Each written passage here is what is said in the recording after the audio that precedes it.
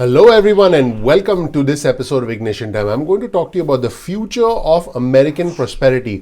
Folks, in a 66-page shareholder letter written by the JPMorgan Chase chief, Jamie Dimon, this was a pretty incredible 66-page letter that was just released. I actually read the entire letter.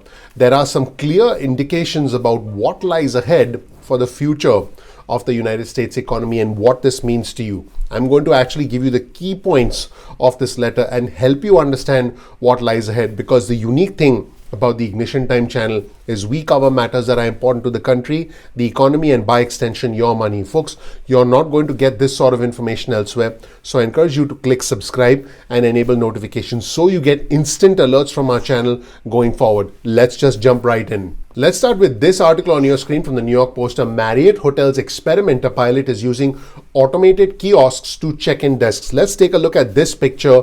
You'll see these automated kiosks that are used to check in guests instead of attendants. And this is the beginning of the automation economy. Imagine everyone who's an Uber driver or a Lyft driver right now. What if cars become fully autonomous? What is going to happen to the jobs of these individuals? Folks, we are heading towards a new future which is controlled in large part by Silicon Valley, by technology companies, and Jamie Dimon actually calls all of these things out and gives us his predictions on the future of the US economy, which I believe has implications for your future, for your job, and your wallet. Let's start with the rosy picture, the good news, the Goldilocks moment, if you will. Here's an article on your screen from the Wall Street Journal. JPMorgan CEO Jamie Dimon sees Goldilocks moment for the US economy. Stimulus, infrastructure spending, and vaccines could stimulate an economic boom that extends well into 2023 in a letter to shareholders. Like I said, this was a 66-page letter that I'll share with you, and you'll get the link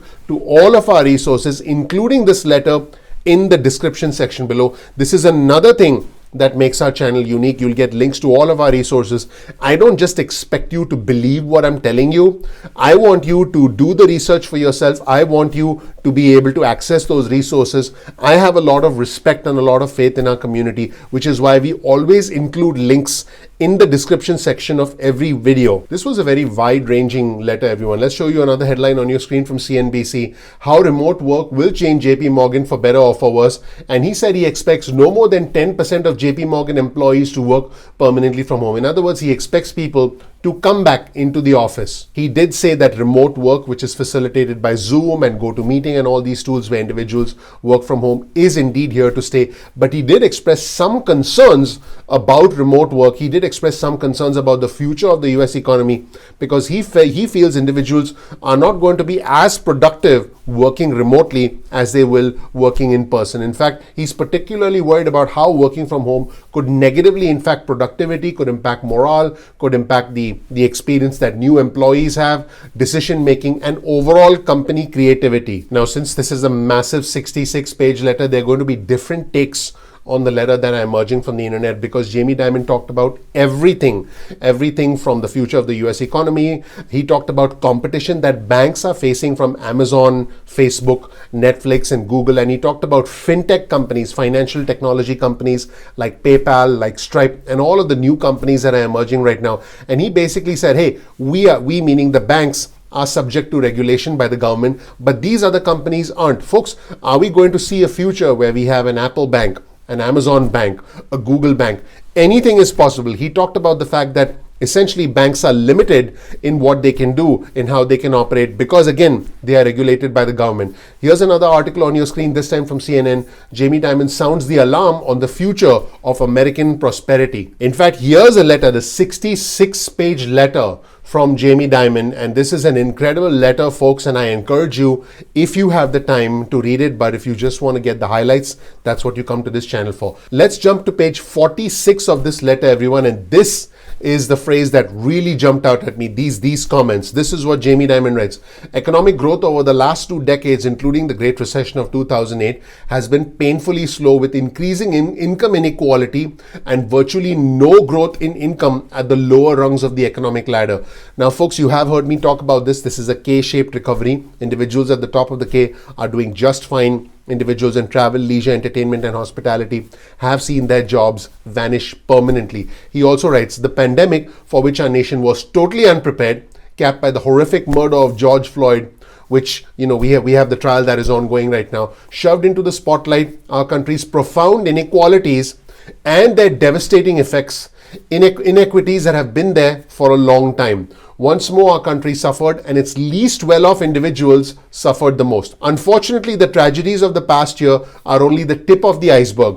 They merely expose enormous failures that have existed for decades and have been deeply damaging to America. Now, let's go to the next page, page 47. To be honest, when I read this, it gave me chills. I'm just being completely honest. So, folks, the camera doesn't hide anything. This really jumped out at me from page 47. Many of our citizens are unsettled, and the fault line for all this discord is a fraying American dream. The enormous wealth of our country is accruing to the very few. In other words, the fault line is inequality, and its cause is staring us in the face. Our own failure to move beyond our differences and self-interest and act for the greater good. The good news is that this is fixable. And I want our viewers and subscribers to know that this, I believe, is the most disturbing part of the letter. Despite the fact that in the short term, we might see some economic prosperity, the long-term challenges are quite significant. I think Jamie Dimon spends a significant amount of time highlighting the long-term challenges and essentially what could be very dangerous signs for the US economy. Folks, I want you to try and pay attention to this very closely, because I know this doesn't really impact our day-to-day life, but it has the impact to essentially decimate the American economy if we don't pay attention to this.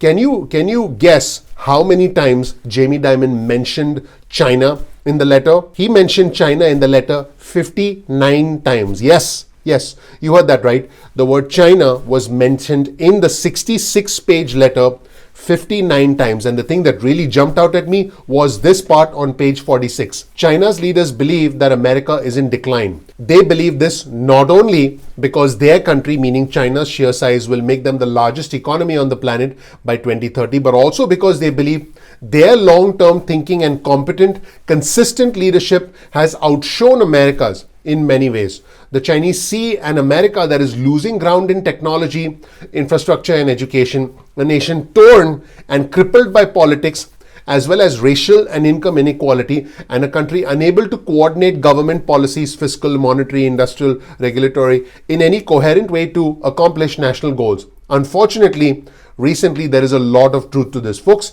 these are pretty damaging comments, and comments that we need to take very seriously. I have a lot of faith in our viewers, in our Ignition Time subscribers, and I want us to really think about this for a second, because all that we are doing with our politics is dividing. All that we are doing when we argue about the red or the blue, when we criticize former President Trump, when we criticize President Biden, is we are dividing ourselves internally. And I can tell you that China looks at us and goes, American people, they don't understand. They don't understand. They don't understand. They keep hiding and hiding and hiding. So folks, that was my awful Chinese accent. But seriously, let's listen to comments from Jim Cramer from CNBC as he highlights this dangerous problem for the future of the American economy and analyzes this portion of Jamie Dimon's letter. Let's roll the tape and hear from Jim Cramer. Let's dive into this letter a little bit more, guys. Jim, I know you were just talking about it with Andrew, Joe, and Becky. He talks about obviously where he sees macro going, but there's a lot more in there on the nature of remote work and the risks to banks, which he says are coming from every angle. There's an amazing moment. Actually, there's two moments where Jamie just talks about using his first name as if he's sure. I know. I hope he doesn't mind. Jamie talks directly about the challenges. And who are the challenges? Well, it's Facebook that he mentions. He mentions Alphabet, Google. It talks about Apple. He says then Walmart. And one of the things that's amazing about this is he just says, look, he's not talking about PayPal and Square, which I would have, but he basically says these guys have such an edge over us. We are so heavily regulated. They can do whatever they want. And what's interesting is they haven't done it yet. I mean, I'm still waiting for the Facebook bank and the Alphabet bank, but he's obviously preparing for it. But he does say, look, we can't do a lot of the things that you want us to do because we're not allowed to. And I don't think it was a plea necessarily for less regulation for him. It's like, don't we want to regulate those guys too? They're out there on their own. It was a great moment because he he's thought about what the future looks like, and these are all cloud-based companies, which he understands have just such an edge over him. So, the only one that doesn't have an edge on him, David, is Netflix. He didn't talk about Netflix, but he's a real FANG specialist. No, listen, the theme of him being scared, so to speak, of fintech is, not one lost on our viewers. You can go back to earlier this year. I think it was on that earnings conference call, wasn't it, Jim, where he talked specifically, as I recall, about Plaid. Remember, of course, one's going to be acquired by Visa. Very happy that deal actually got opposed by the DOJ because the valuation of the company is more than doubled from the value that Visa was going to pay to buy it. So this is not, and again, we're going to get back to sort of Dimon's comments about the general economy. But you're right. He's been pushing on this for a while, clearly trying to communicate in some fashion that they would like to be freed up to be able to compete more aggressively in this area. Well, look, I mean, it's one of those things where if you're trying to figure out stocks, it's the most poignant stock moment because what it says is basically you should be willing to pay a lot more for those companies because those companies have the edge. It's interesting to see that Walmart was included, obviously a brick and mortar company like the one he has. Carl, there are so many moments in the letter where he talks about what could really hurt our country is inequality. I know we're focused on the boom of 2023, but I think he's focused on the fact that unless we get some real equality in this country, we could be doomed to be a second-class country the way China currently views us. There's a lot of discussion about China and whether they believe that we really are second rate, which they do, and whether we can change and not be second rate.